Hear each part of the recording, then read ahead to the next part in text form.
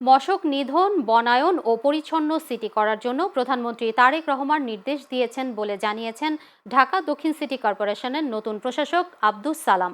আজ প্রধানমন্ত্রীর সাথে নবনিযুক্ত 6টি সিটি কর্পোরেশনের প্রশাসকরা দেখা করতে গেলে তিনি এই নির্দেশনা দেন।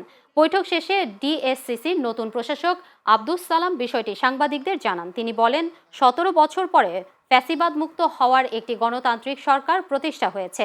দীর্ঘদিন ধরে এই লোকাল গভর্নমেন্ট অকার্যকর ছিল, তারা সবকিছু দলীয়করণ করেছিল এবং নির্বাচন কোথাও ছিল না। জাতীয় নির্বাচন যেমন ছিল না, তেমনি স্থানীয় সরকারগুলো নির্বাচনের নামে দখল করা হয়েছিল বলেও এ সময় মন্তব্য করেন তিনি। প্রধানমন্ত্রী আমাদেরকে বলে দিয়েছেন, কিছু নির্দেশনা দিয়েছেন।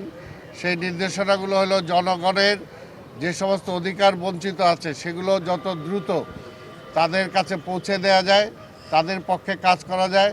ইমিডিয়েট যে মশার যে সমস্যা আছে, ক্লিনিংয়ের যে সমস্যা আছে, নাগরিক যে আরও যে সমস্যা আছে, সেই সমস্যাগুলোকে উনি পিন পয়েন্ট করেছেন এবং আমাদেরকে বলেছেন যত দ্রুত সম্ভব এগুলোর ব্যাপারে কার্যকর ব্যবস্থা গ্রহণ করার জন্য।